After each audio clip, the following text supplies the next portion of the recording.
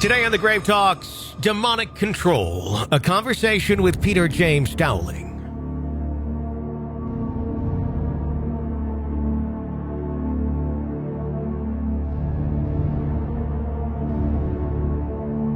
Just how much influence do demons have in our world? What avenues do dark spirits use to influence adults and children alike? Today, we have an in-depth discussion with demonologist Peter James Dowling about the realm of the demonic, how it works, what they want, and how to protect ourselves from falling victim to demonic entities. Simply, the realm of the demonic, at one time, these were just regular angels. They were God's favorite angels. In religious texts, it talks about God, Lucifer, matter of fact, was God's favorite angel. And what happened was God created man. And when God created man, Lucifer didn't want to worship man, didn't want to serve man. This is what angels usually do. They love God with all their hearts, but they also love man, and they're here to serve us, to protect us from evil and sometimes from ourselves. This is what I've read through and studied about them. What happens is Lucifer and many other angels says, we're not going to do that. Why do I have to worship man? Why do I have to serve man? I'm not going to serve man. No way, And they felt like they were a God, and they were full of pride. And so therefore there was a war in heaven between God, his angels, and the angels that stood up against God. The angels, God kicked Lucifer out of the dimension of what we know as paradise in heaven. Kicked them out, all right? Banished them and stripped away certain powers from them. And that's why a lot of these demonic entities, their natural forms, are hideous. What happened after that, basically put in a nutshell, they had nowhere to go except Earth. So they came to Earth. Their realm is on this Earth. They rule the world here, okay? And since Adam and Eve, from what the literature and all the things that are written about it, once the man had fallen, of course, it was the religious texts talked about Lucifer. Bite of the fruit and pass it along, and then man sinned, and then, they went against God, and when they went against God, of course, we were punished for it, and now it's been a competition. Lucifer and the demonic entities, which are the fallen angels, have been, since day one, going from the face of the earth to see who they can devour, who they can destroy. Because they hate God, they hate man's the creation from God, and this is what they do. And up to this day, they've been trying to possess, they've been trying to destroy, they've been trying to fool people and lie, and they can perform miracles. They can come to you in the middle of the night, pretending that they are an angel of light, and deceive you. As a demonologist and people of the cloth, exorcists and what have you, we are trained and we have knowledge of the trickeries and the lies that they do, and we know what to look out for, to know if it's a regular angel or it's a demonic entity. And usually our chemistry in our bodies can pick these things up if we're at a location that has a demonic infestation or oppression in there. So that's how we know. So the realm is here on this earth, and it will continue to do so until the war is over. When you think of something demonic, oftentimes what comes to mind is this is something that came from hell or something like that. That's what I think a lot of us who were brought up in any sort of Christianity or anything like that, with that sort of theology would come to mind. But when they're here and they're banished to earth based on the theology and the texts of Christianity, putting them on Judaism as well, and Judaism as well, putting them on earth. What almost comes to mind is Earth a version of hell? Yes, I believe so. Because I believe now Michio Kaku is our leading American physicist, and he has proven mathematically and scientifically that there are many dimensions out there. Okay. And what we see here on this earth is third dimension. Okay. Now on the other side, you can see four dimensions. There's, four dimensional. To me and to many people, this is not our home. We're in this body of flesh, and our other life, when we pass on, that is our real home. We came from there, and we will return. Some will say we were created by God, and we will return to God. We can look at it in many different ways.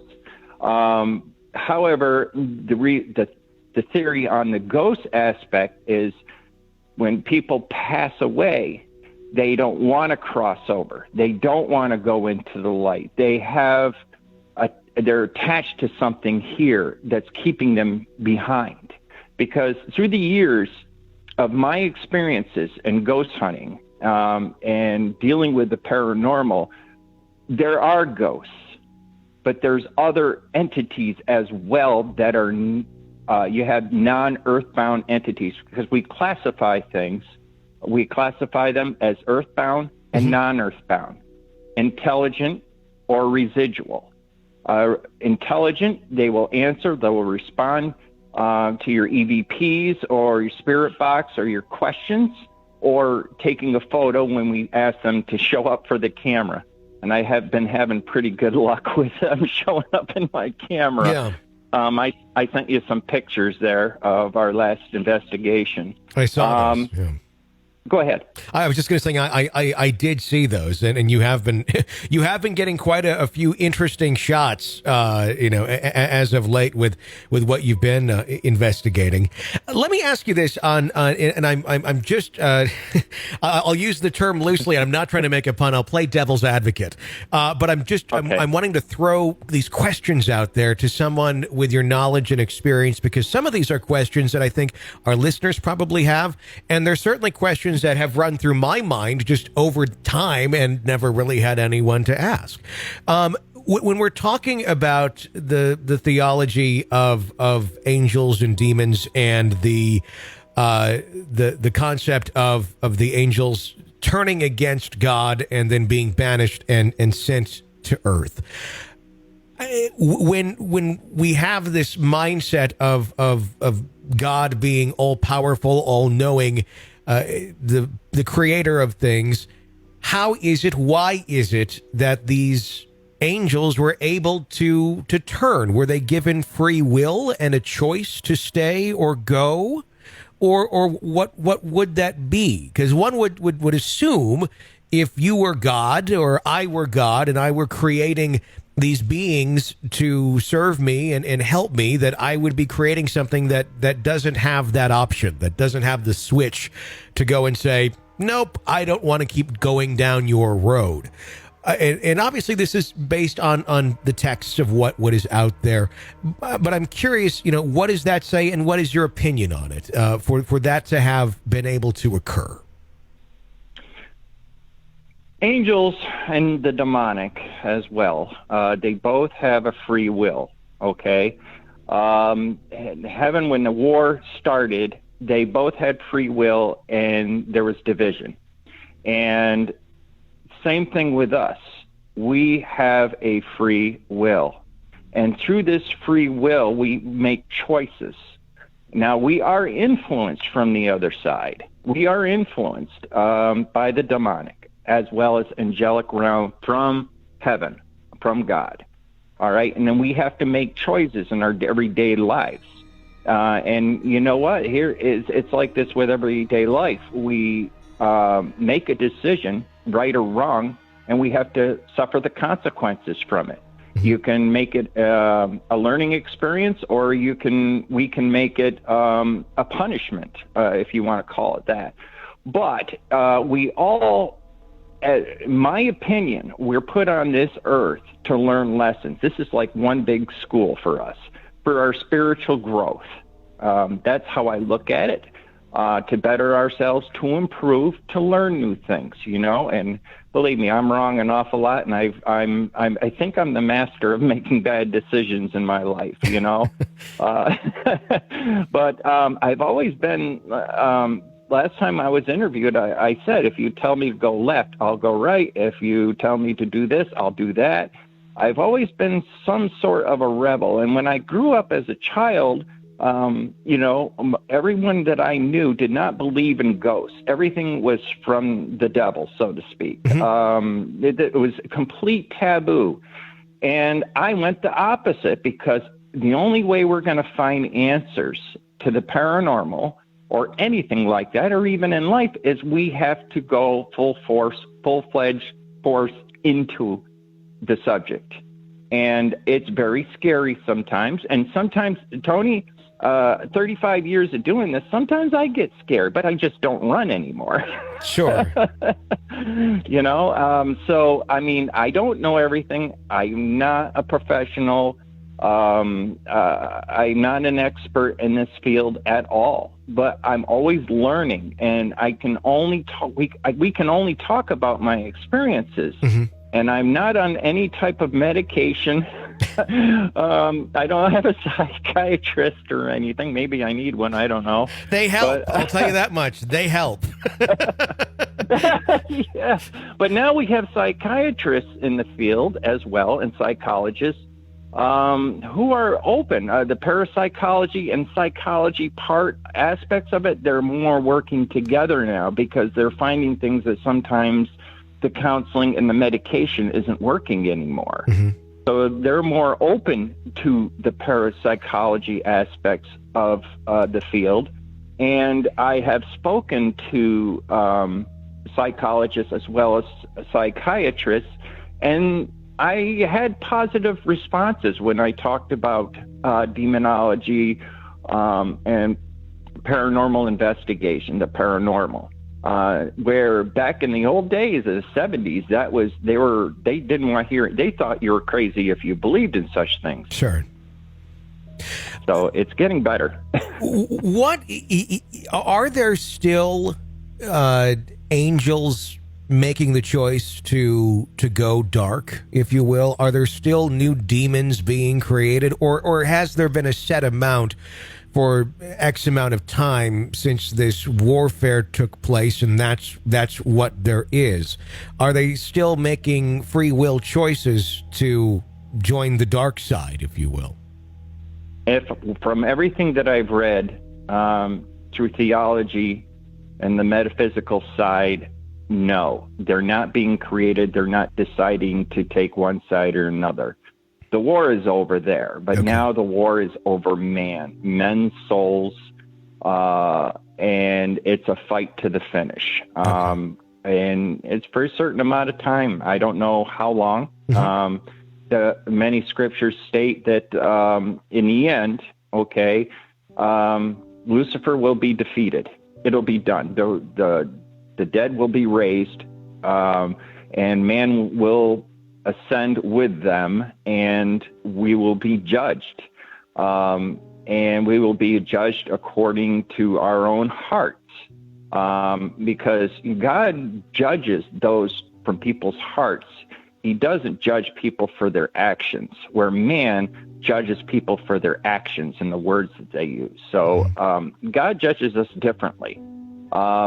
We all gonna test for our lives, and many people have crossed over. Now we're gonna go to NDEs. We're going to talk a little bit about that. A lot of times people go up through a tunnel, or they look above their bodies. They cross over. Sometimes they cross over, but they get a whole life review in front of them, and they can feel the emotions of what others felt when they were hurt. or they were happy or what have you. And then we become judges of ourselves also, and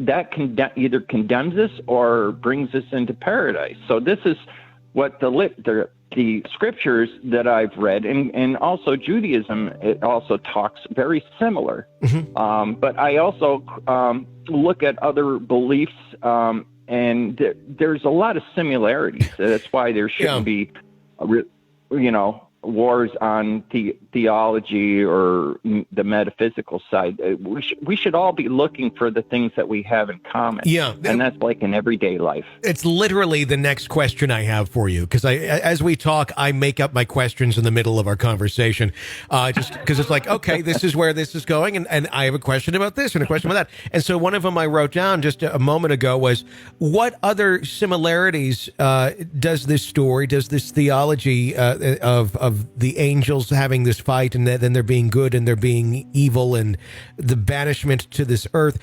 Obviously, we know that's in Christianity and Judaism, but is that story, is that idea shared in other religions and theologies as well?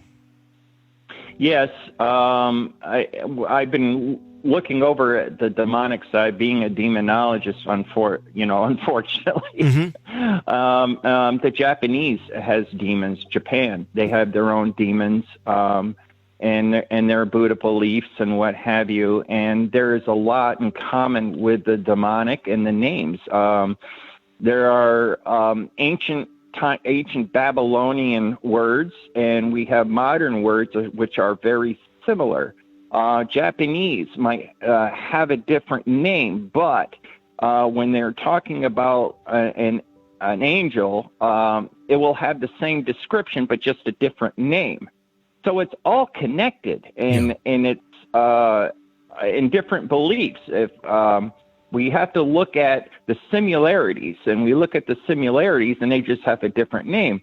Like say in the Christian Bible and the Jewish text, Noah had built an ark and had these angels, so they say, and I believe that. And then you go to different religions and beliefs, including the Native American belief that everyone, all the animals and one family got in a canoe. If you want to look at the Native American aspect, it's all recorded that one time there was a giant flood.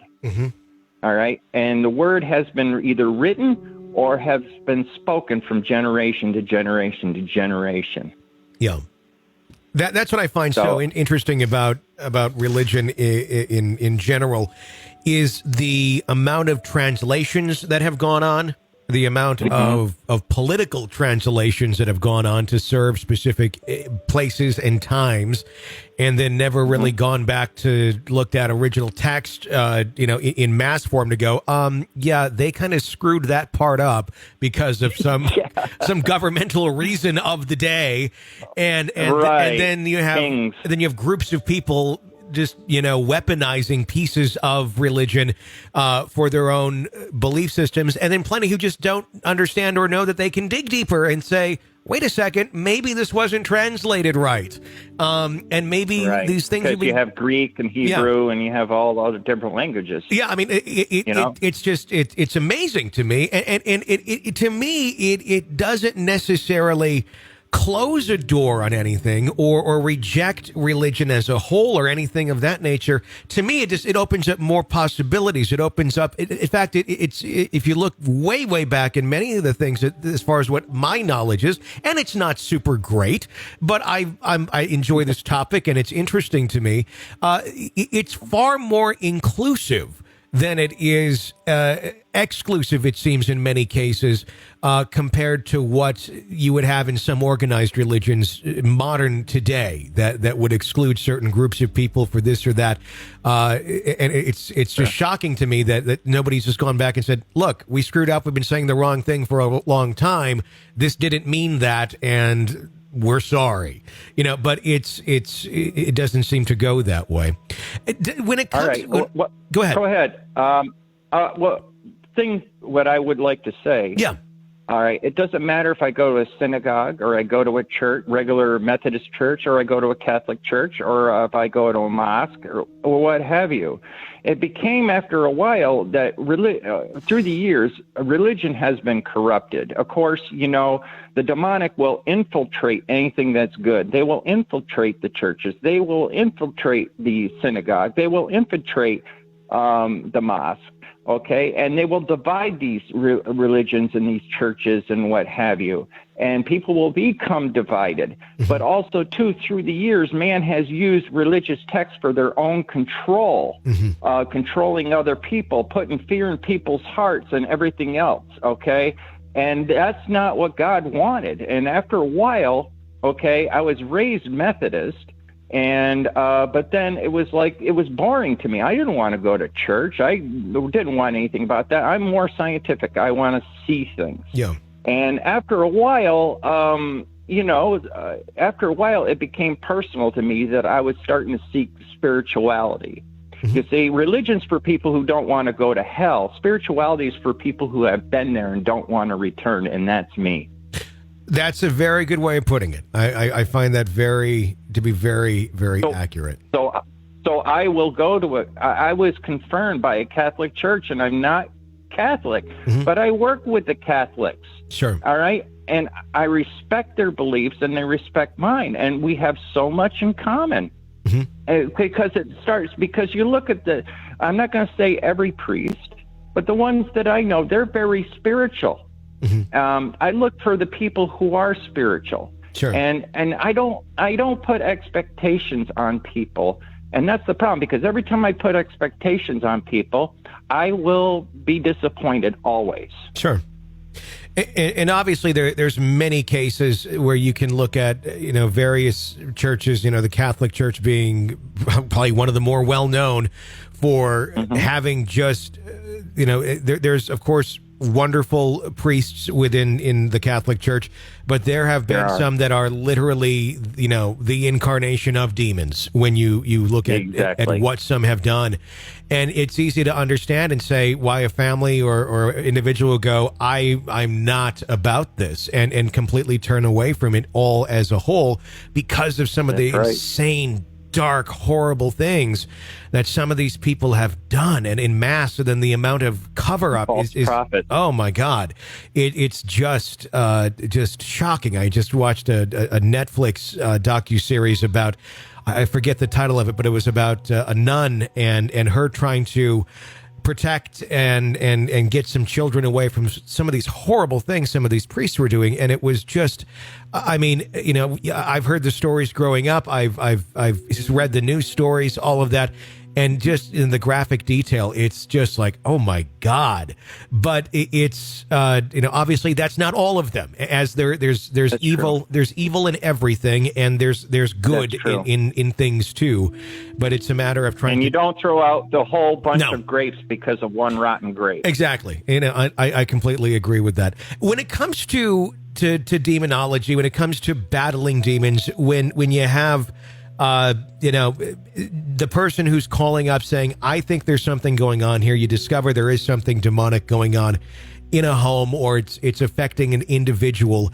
Does that individual need to subscribe or be part of a certain belief system in order to effectively battle off whatever that demon is? Do they have to have some basis of a belief system for anything to be effective, or do the demons not really care what one subscribes to in terms of a belief system? And I'm not saying religion is an organized system, but just spirituality, having some sort of spirituality or some sort of belief system there. Many are, they do have a sense of spiritual awakening, or that there is dimensions on the other side. Excuse me. Sure. There are most of the time, and I hate to say that because I don't want anybody to become angry at what I say, and of course people might have some different opinions, but from my experience, the majority of the people that become possessed, they have invited the entity in. they have invited when they have a demonic presence or an infestation, because you have three types of demonic uses for possession, and the first part is infestation, the second is oppression, and then the next is possession. And what happens with a lot of people, they're playing with Ouija boards. They are, and I want to talk more about the Ouija boards and a lot of the games that influence children. And this is a big problem now, and I'm starting to see that.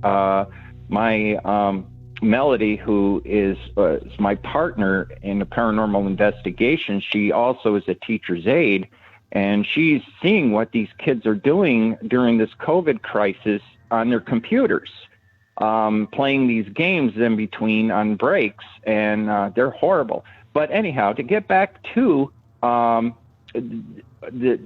people who are affected by the demonic, when I go in there, a lot of times they lie to me, and I have to weasel the truth. And sometimes Melody, if it's another woman that is asking for help, I'll have Melody will ask questions, and I will listen and won't say anything. And majority of the time, we have to weasel the truth out.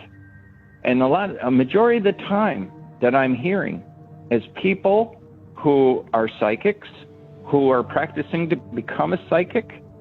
There are people who are playing with occult tools, like the Ouija board, tarot cards, doing the pendulum, things like that, or making devices to communicate with the dead, or ghost mirroring. They do that as well. That's another form. And then what happens in a lot of people that I'm seeing is a lot of Wiccans are coming to me because they dabble with the good, but they also dabble with the bad. So every time they put a spell out, it isn't God that's carrying out that spell.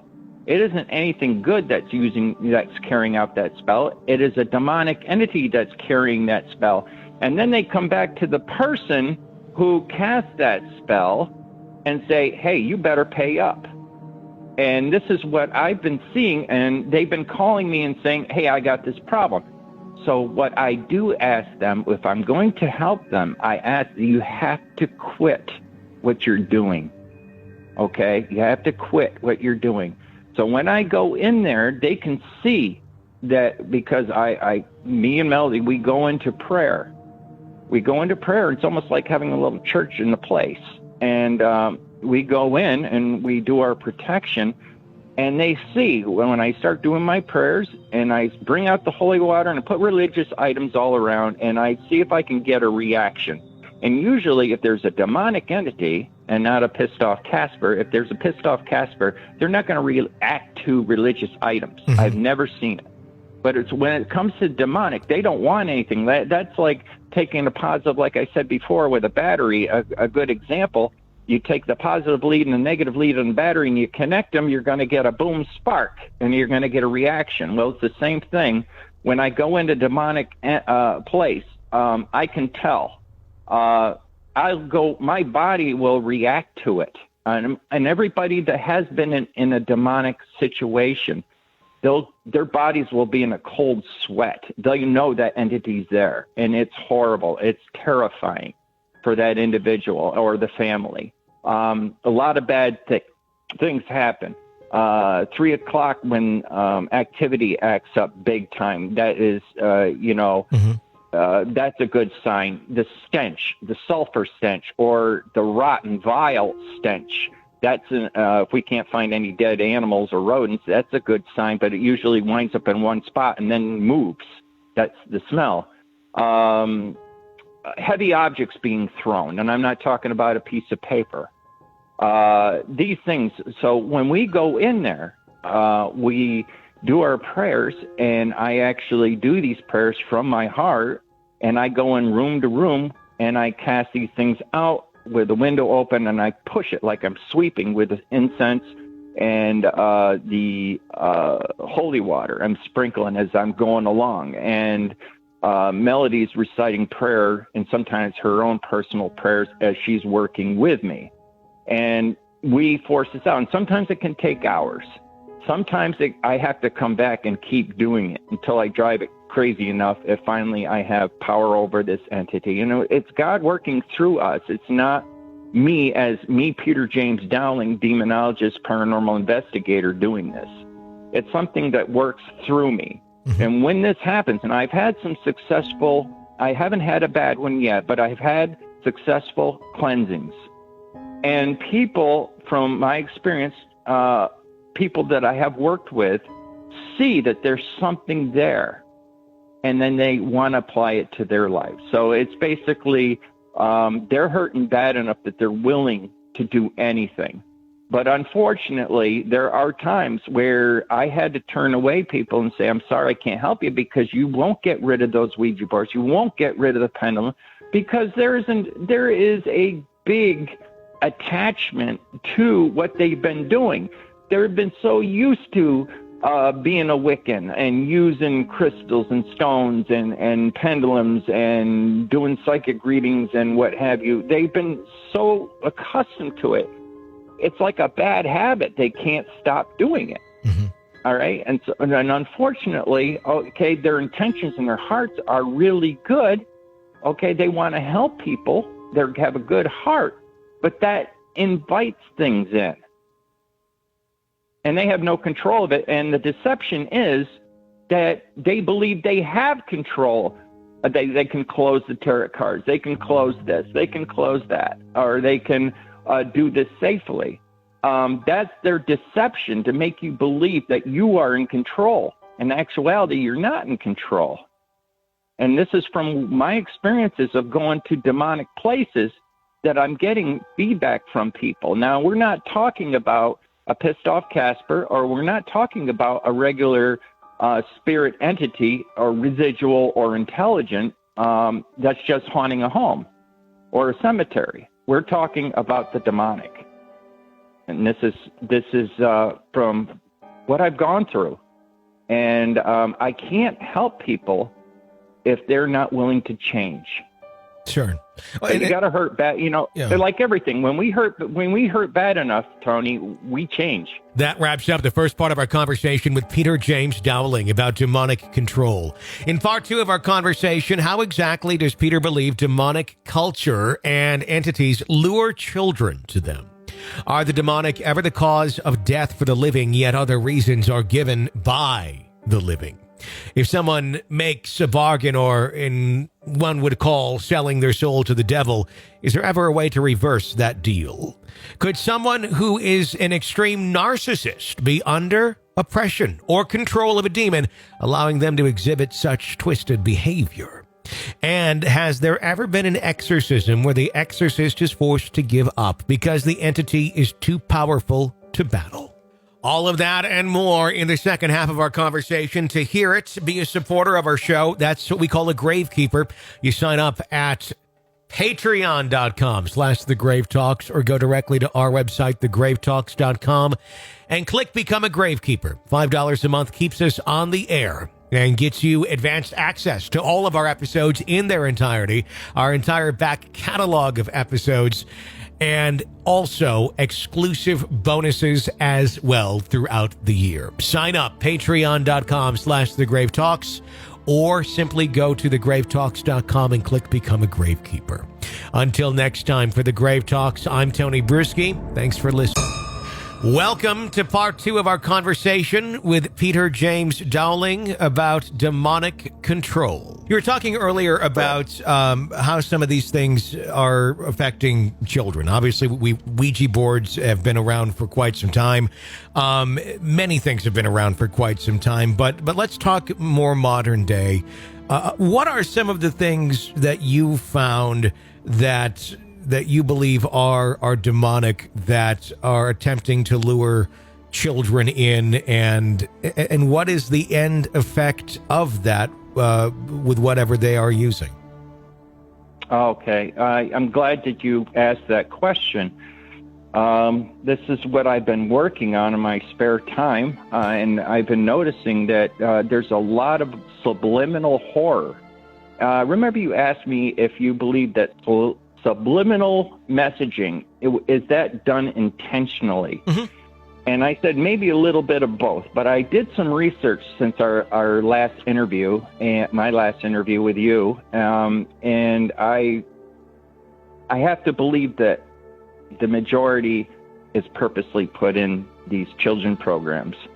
The reason is, and a lot of parent reviews have says, "Oh my goodness, I can't believe that my kids are doing this." And I just know as a parent, I have 2 boys of my own. I will not, at a certain age, and I had to wait till they were 19 years old before I told them. I kept my paranormal investigating and my demonology away from them. Mm-hmm. I'm very protecting of my children. They come first. As any parent would, you protect them, and you want them to have a better life and everything, and you don't want to do anything to traumatize them. But there are so many parents out there that have children that just are irresponsible. And unfortunately, there are so many video games out there and TV shows that are demonic in nature.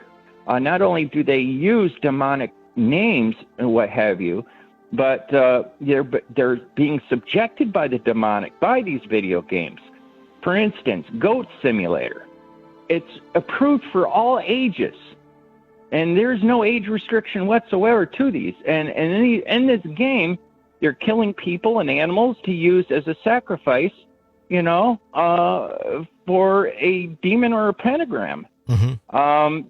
And these games, Melody has seen as a teacher's aide.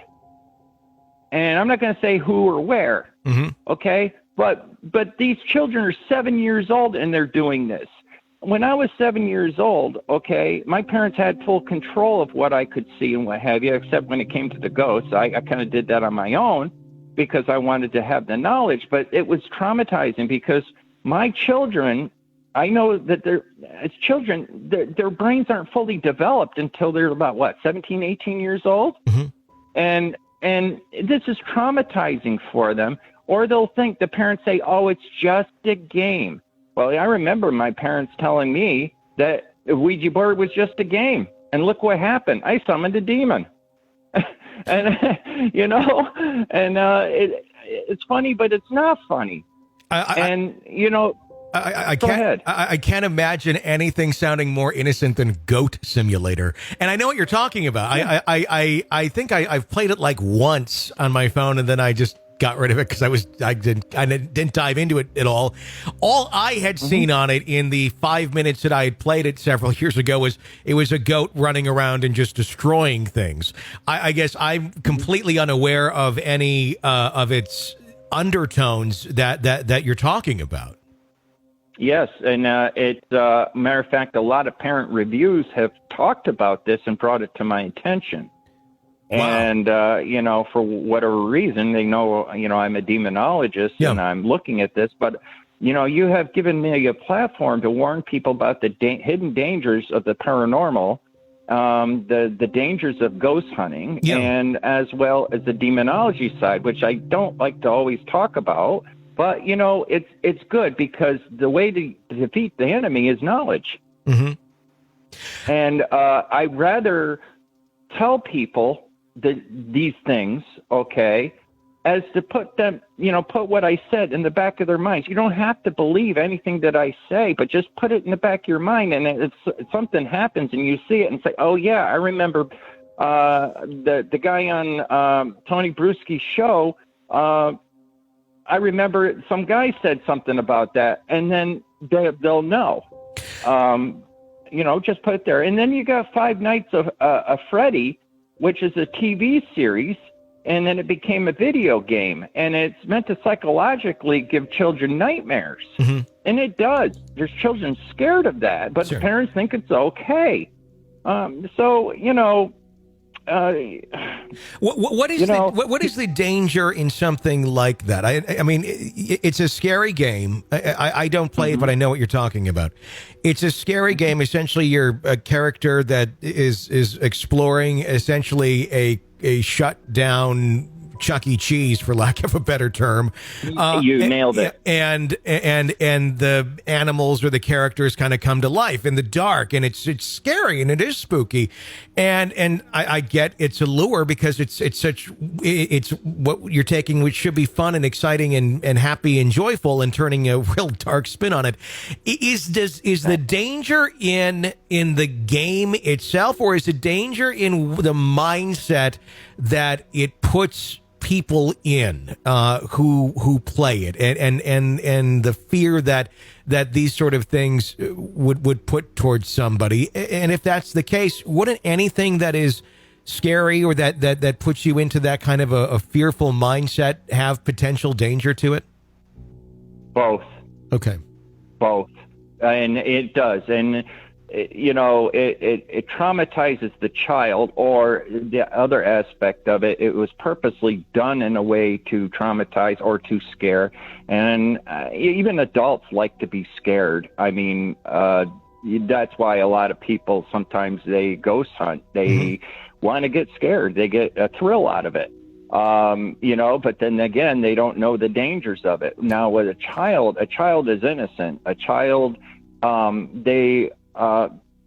some are, maybe very few are strong, but most of them are weak. They're vulnerable.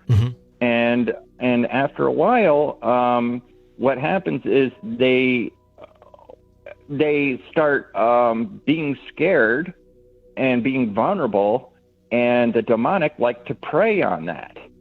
They like to prey on the vulnerable. They like to prey on people who are hurting. They are, anytime people are depressed, anything negative, they love to do that because emotion is energy. And if I go into a cemetery or a haunted location and, I am not spiritually sound and I'm letting emotions bother me, I'm basically a receptacle where people, or these entities, will be attracted to my anger, my frustration, all the negative emotions. They feed off of that. And a lot of times people have these things. They'll go into a home that's not haunted, and they'll go in, they'll either have a physical injury, or they'll have a big argument and fight, and emotions happen, or something tragic happens in that home. It'll bring out things that were hidden in these homes, and what happens after that, they have a full-fledged haunting on their hands. So it lays dormant. There's a thing called dormant hauntings. All right. So that happens. And these kids, the demonic will play on a child, and they will. And, people make these games, and some parents, they think it's hysterical, and it's just a game and everything. And they think it's funny. And, the only thing that I know that laughs of another person's tragedy is demonic. Sure. And especially when it comes to children that are frightened and scared. I don't think it's funny at all, personally. Does it come down to, because you can have many children playing these games, and a large percentage have absolutely nothing happen to them, overtly that we can say, well, this was, something happened or something was conjured up. But then you can say that, well, what is going on here? To a smaller percentage. Why is it that it's only certain ones that will seem to have more of a negative effect or some sort of demonic outcome that actually manifests itself, while others it literally just remains something on a screen? Does it have to do with that child, with their psychological state, with their emotional intelligence and strength against things like this, or what does it have to do with? It does, with the emotional strength, the spiritual strength, everything, because every child is different, just like every human being is different. Sure. And also, too, we don't know these homes, if they do have a ghost. Some people say, oh, it's okay, we have a ghost. I'm okay with it. I can live with it. I never seen anybody that was happy to live with a demonic entity. That's, But the thing is, it's like playing these movies. Like, say, if I kept playing horror movies as an adult over and over and over, okay? Or these, it can lead to infestation. It can, or an attachment. It can. Is it guaranteed? No. So it's not going to always affect somebody. Like a lot of times when I watch the Conjuring series or anything that's based on a true story, like The Entity or anything like that, or Poltergeist or The Exorcist, or The Rite. I can just keep on going. I basically say a little prayer before I watch it and ask for protection. Okay. And so far I have been protected. But I view these things and say, okay, I can relate to this. Well, sure. That's Hollywood. Well, like my dad, when he went to he survived World War II in Korea, and he used to sit back, and I remember as a little kid, he used to watch these war movies, and he just laugh at them because he was there. Sure. And so it's like that. Some people find it entertaining. They like to be scared. I'm more, I don't find them, I do find them a little bit entertaining, but I look at it as, okay, these are experiences that people went. So to me, it's educational study, and that's how I look at it. But I always pray for protection before I watch these things. And a lot of times I'll go over to people and say, hey, this is true. I've experienced that before. Yeah, that's feasible. Well, that's actually true because I read that in, let's say, Ed and Lorraine Warren's book. Yeah. And I remember it being on the news when I was a kid. So, yeah, that's what I do. But it hasn't affected me, but I have seen people become personally haunted. And that's where it comes with these children and everything else. They can become personally haunted, and it'll affect their lives. And to me, I will not bring any child with me on an investigation until at least they're 19 years old or 21.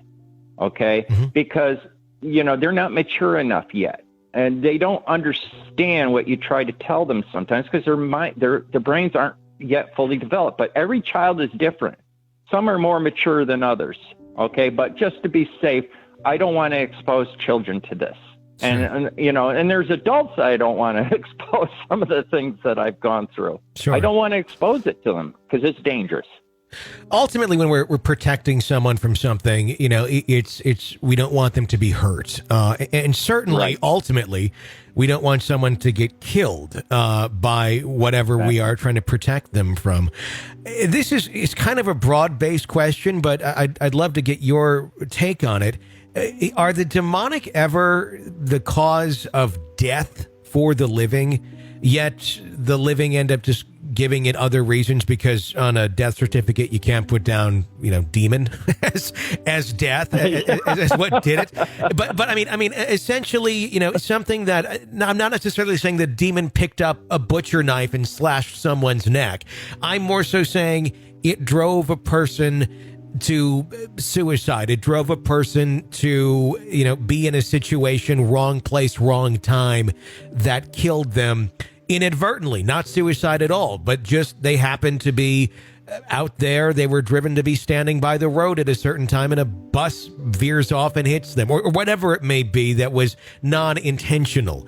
But it was caused, in fact, by something that had other intent, that is manipulated that person to be in that wrong place at that wrong time. Yes, and I have a list of things. A matter of fact, I wrote a small page because I'm slowly writing a book about my experiences, and also, to teach people the dangers, the hidden dangers of paranormal investigations and demonology and what have you. I'll give you one name, for instance, Father Malachi Martin. Mm-hmm. He died mysteriously, but there's also, I don't know how people are connected to history, but there has been, and I remember hearing of such cases of people dying from fright. They found the body and they were in such a position that was horrific. Mm-hmm. People have, people's necks, priests have died from doing this. Priests have also, but not only deaths that happen, the people have sold their souls to the devil and what have you, and have admitted that they've done that. They have paid for it.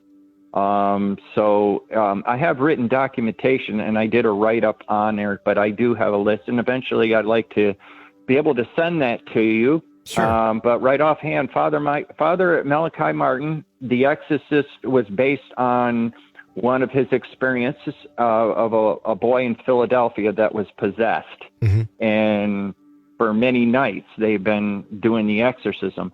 But he's been on such shows as Art Bell and what have you, sure. And I did some research on him, and he mysteriously passed away. And also a lot of times the Catholic Church will cover of how a priest died. And yes, this does happen.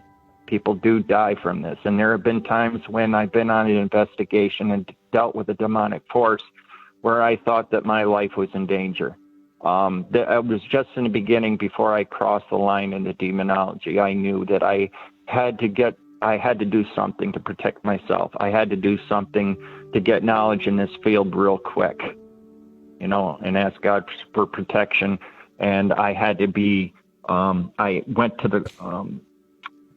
the Catholic Church, and I spoke to an exorcist, and he confirmed me as demonologist. So bye-bye just looking for ghosts. Yeah. You had mentioned something, a term that we hear, thrown out there, like I sold my soul to the devil.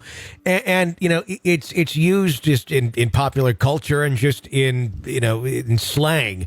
But it's also something that people have literally tried, often out of desperation or need, that they think, okay, if the only option here to get what I want is to do that, is to make some sort of bargain where they pray, they speak out loud, they do something that essentially makes that bargain true, and then the intended consequence of what they're hoping for happens. Albeit, however, the odds, as slim as they are, it somehow happens. Is there ever a way to reverse that deal once it's been made, if someone realizes, oh, shit, I shouldn't have made that deal? Basically, that's what I said when the entity showed up, when I played the Ouija board with Anne and Michael. Yeah, exactly. And yes, I know someone right now that this happened to. Okay. And she is, when you make a deal, okay, they never come through. Or if they do, there's going to be a time where you have to pay up. Mm-hmm. And a lot of times people, they get scared. People say, what in the world did I do? Oh, you know what? Just like you said. And this person I met and I've been working with, and I said to this person that you can reverse it. You can reverse curses. You can reverse all this stuff. And I showed her how to do it. And yes, you can. Because a lot of times when they don't come through, it's null and void. Mm-hmm. And then when you change your life around and you notice you made a big mistake, what happens? They become spiritual. They become seeking God. They become wanting to know the mystical part of metaphysics, wanting to know metaphysics. and some become Christians. Some get into religion. They turn their lives around, and they know they made a big mistake. But, that's one thing. From the other side, when it comes to angelic heaven and the God of love and God of patience and kind, they want you to pray. They want you to reach out to him, God. They want that. God wants that. All right? Where Lucifer wants to keep you into being selfish, self-centered, egotistical, not caring about fellow man, not helping other people, being into yourselves. If it feels good today, do it. That mentality. Mm-hmm. And once you're into that, once you're into me, like a real bad narcissist, what happens is they kind of tend to leave you alone. And you just go on your daily life because you've already been fooled. Yeah. And then what is once you start saying, I'm uncomfortable, there's more to life than this. What is the meaning of life? And you start asking your questions on things, or I just don't like the way I feel about myself, and I want to go to a higher plane, a higher spiritual level, and I want to know God. That's when the attacks start happening. Let me ask you about that for kind of a point we're making there. Turn it. I didn't mean to interrupt you, but you had mentioned something about, a narcissist. When you get, when you encounter people like that, I mean, I've been shocked in my adult life at just the lengths, having encountered narcissists and understanding more about them. I've read books, I've studied it. It's amazing what they're capable of. And it's scary. And it's scary too, because it's one of the most difficult, if not impossible things in the field of psychology to ever cure or to ever correct. And so I can see that from the perspective of something demonic or dark going, oh, we already got you. We're like, what? You're already on the path. You're already one of us. You're already doing whatever you want to do. We don't need to do anything with you because you're going down that way. Is someone who is, just a malignant narcissist to such an extreme that is just out there 100% for themselves. It's nothing but lies. And that exists, and it is scary. Is that almost something where is that a form of possession? Is that a form of something like that, where psychology can barely help you? They can identify what's going on, but that person, no matter what you do, maybe 1 out of 100 will come around and go, I've been screwing up. I've really been looking at this the wrong way. But most will live their entire lives, end up isolating and alienating everyone out of it, and just kind of keep flowing through people like water. I mean, is that in itself the term when we're talking a serious, diagnosable narcissist? Not just all of us have narcissistic traits, but just the hardcore ones. Is there something else going on there that lends itself into the world of something darker in control of that person? It can, because usually people that are dark, they flee from the light. It's just like that when you turn on in a dark room, you turn on the light, the darkness runs away. It disappears. It's the same, very similar to it, and there's a correlation between the two. I could say pretty much I'd be more into the attachment aspects of it, or the oppression part of demonic influences, not fully a possession. Usually when I see a possession, it can be crafty, but it's knowing the unknowing is when you know that person is possessed or not.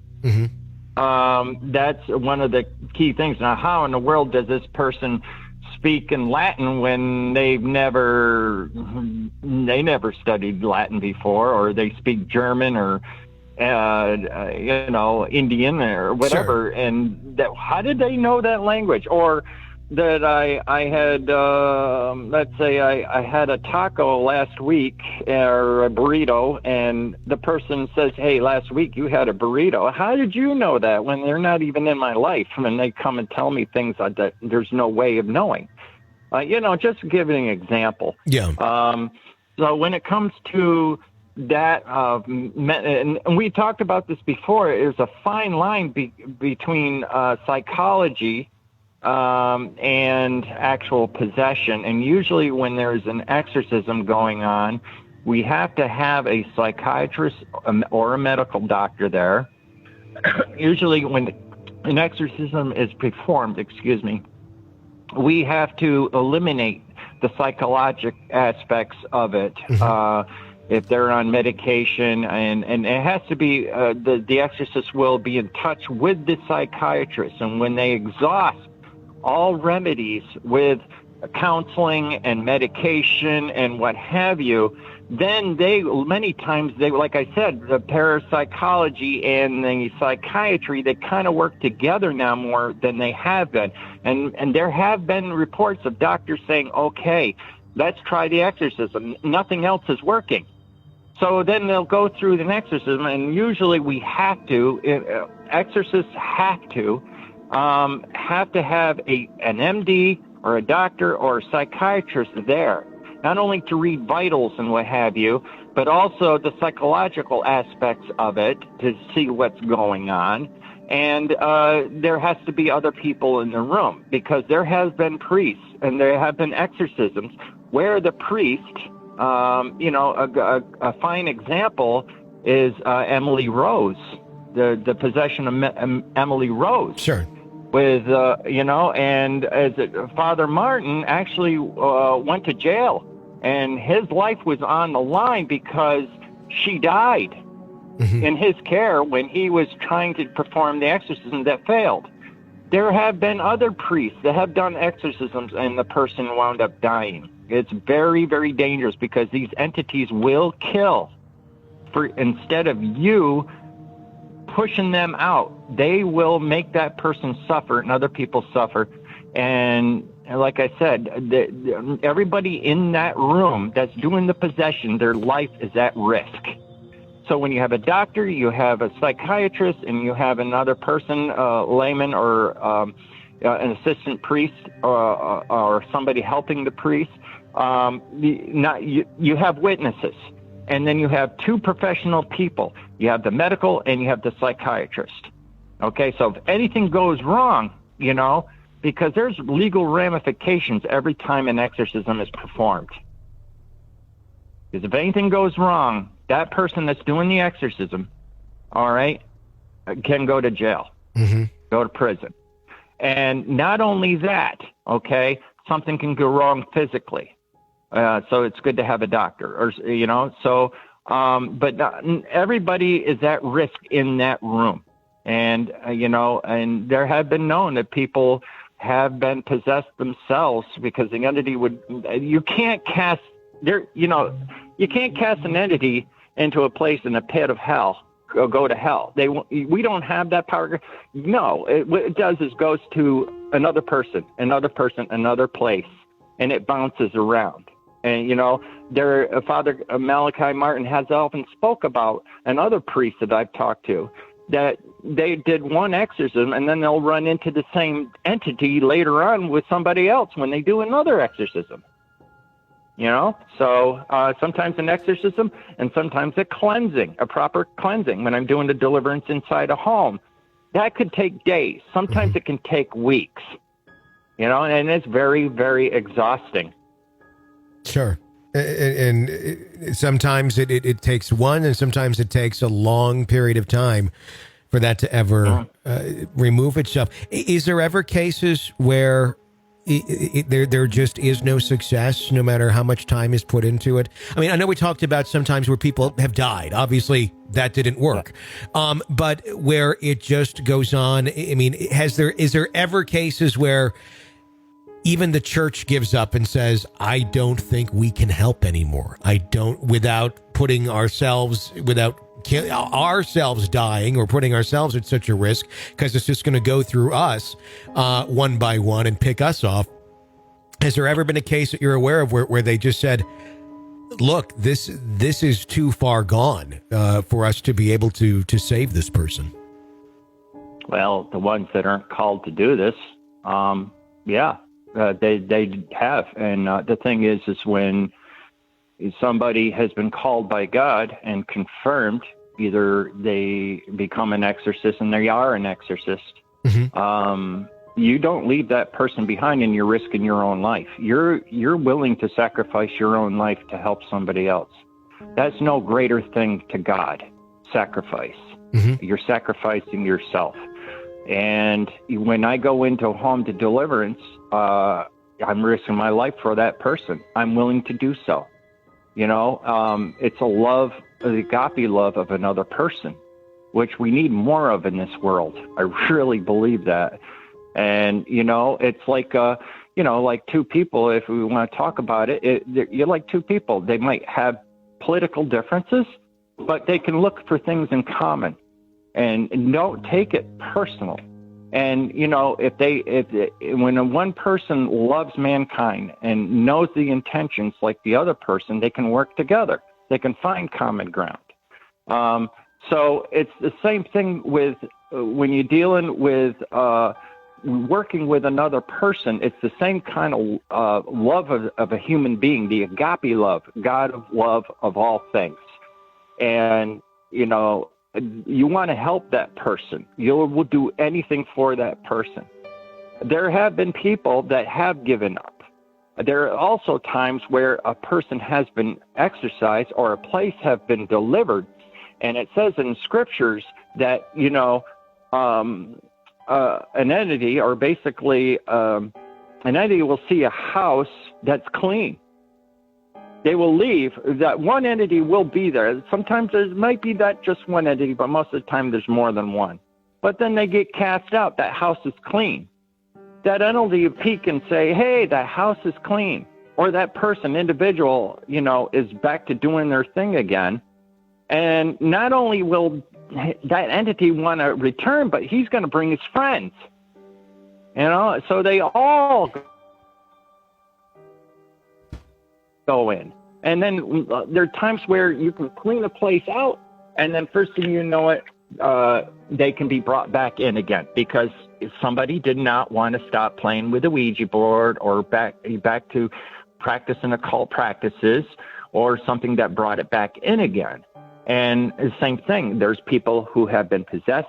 They've been successfully exorcised, but also too, we're going to get back to that other thing that a lot of times these demonic entities will fool you and try to make you believe that, they're gone, and they're not, and there's signs for that. But when it comes to the exorcism part, a lot of times they'll play like, hey, we're gone, and they're not.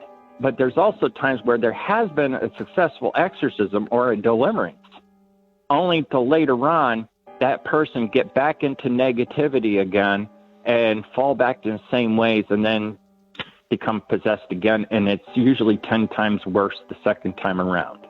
That's why a lot of times when I question somebody, they have to be sincere of quitting cult practices and doing whatever they're doing that invited the entity in. They have to, because if they don't, it'll come back and it'll be worse. That wraps up the second half of our conversation with Peter James Dowling about demonic control. A big thank you to him for joining us once again for an in-depth conversation on the topic. Until next time, for the Grave Talks, I'm Tony Bruski. Thanks for the support and thanks for listening.